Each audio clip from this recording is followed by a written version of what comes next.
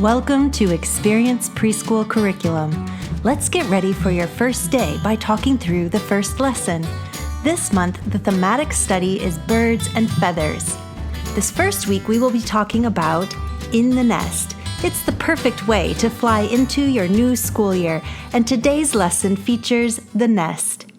To start your year, it would be wonderful to help all your children feel like they belong and are safe in your nest.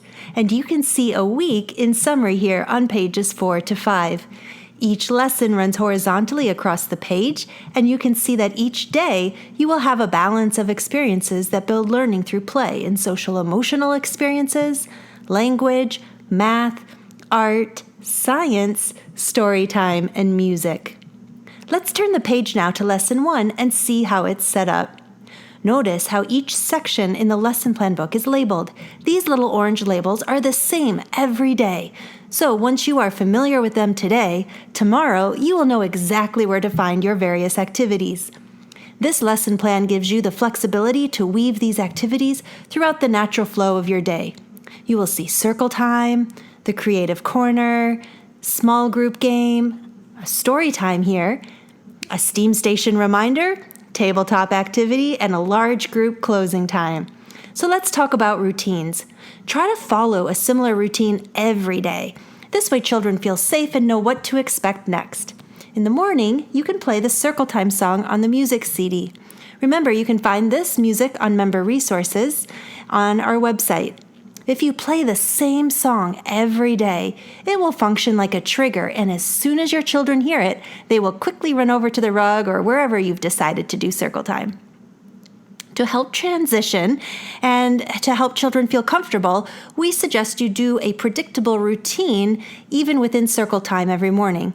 You could begin by looking out the window and talking about the weather. You could encourage children to sit and help you with the calendar. Now you're ready to introduce the topic of the day. You can show the daily topic poster called Nest and ask children, where do you think you could find a nest?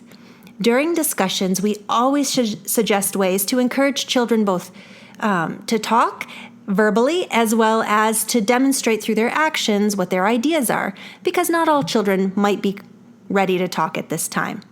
In a discussion, you can also suggest participation ideas. For example, here we suggested that you invite a child to look around the room with their eyes and name a safe place somewhere in this room where they think a bird might find it nice to build a nest. Typically, after sitting and talking even just for a little while, children are ready to move. This community challenge activity invites children to participate in a group song and movement experience where you sing to the tune of Skip to My Lou. You can call out a child's name as you sing, and then that child will run around the blanket and then sit back down. This will build emotional skills as the child is listening for their name and also learning to wait patiently for their turn. After circle time, many educators open up their centers and invite children to move freely around the room.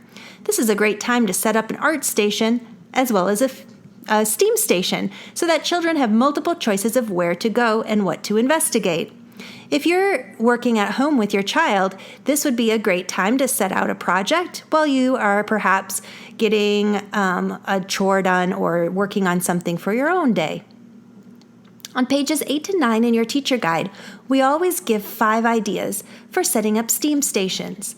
STEAM stands for science, technology, engineering, art, and math. Remember, we're working with preschoolers, so even simple activities like playing with sticks and leaves to construct a nest or experimenting with a fan to see how it blows light objects away is so fascinating to young children. So we recommend that you set up and introduce 1 new STEAM station per day and then leave it out for at least a week so children can revisit it and explore all week long. While some children are perhaps exploring the STEAM station, the other children may want to make that art project.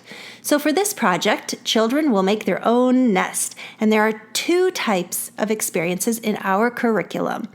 One type of art experience is called Invitation to Create. Notice the logo here. This means that children are invited to reflect on what they're learning about during the day and study either this famous portrait or to look at a photo and be inspired to draw or create their own. If the child seems stuck, you can ask these prompts to get them started. Remember, an invitation to create is all about the creative process and decision-making skills. There's no right or wrong way to create this project. Now, the other type of art project is called make and play. This means that they will engineer a prop or tool that they could use in their play. For example, here in Lesson 3, they design their own pet bird. They can take this outside then to use and play make-believe. No matter if they are creating a make and play or invitation to create, if the art turns out a bit of a mess because the child made it on their own, that's okay, and actually it's just perfect. You can send home the My Creative Mind note that's included in today's Daily Discovery Bag so that parents can understand the value of what the children experienced and learned during their art process. So now that you've been inside for a while, and eventually you're going to want to transition into some outdoor play. So much learning can happen outside in nature, and we do give you one simple suggestion to create an outdoor learning space here on the STEAM page. For example, this week we suggest you go on an egg hunt. Use this as an opportunity to talk about nature, science, and habitats. Each week, we will give you a new outdoor play and learn idea.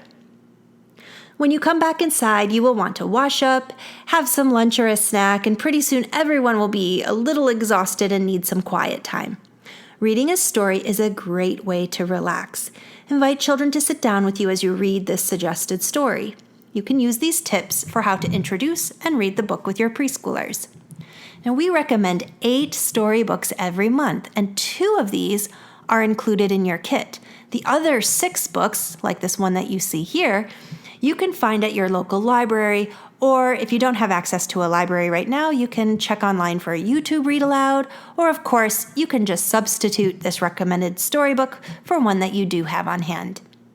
You will repeat the books multiple times in the week. It's our goal to show you different techniques for reading with young children. These prompts give you ideas on how to introduce a book, work on concepts of print, and strengthen reading comprehension skills. After reading and some quiet time, children will love to get up and play again. So allow them to choose where to go and what to do. As children explore various stations, you might like to invite 3 or 4 children to come over and do this small group game. These activities are designed to do with either one-on-one or up to 4 children. For Lesson 1, the small group activity is called Who's in the Nest and works on emergent writing, but of course in a fun and playful way. Children write their name on an egg and then decorate it. You can use this display all month as an attendance visual aid. Each morning, add the eggs of the children who are present. Keep the other eggs safe, but not in the nest. If you're home with your child, working one-on-one, think about writing the names of different family members on your eggs. Okay, let's talk about tabletop activities. So tabletop activities are experiences that children can do independently.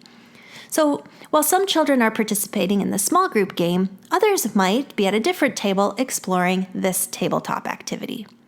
And so today for the tabletop, children will work on counting skills. You will be able to find feathers, craft sticks, and cards in your lesson bag. So the child will either draw a card, or if you tape those cards all together, it will actually make a cube that you could roll. The child will count the amount of feathers and sticks on that card that he drew, and then use that same amount of real feathers and sticks to build a little nest. And he can continue to improve his nest as he rolls and adds more supplies to the nest. At the end of the day, it's always nice to end with another large group circle, and we call that closing time.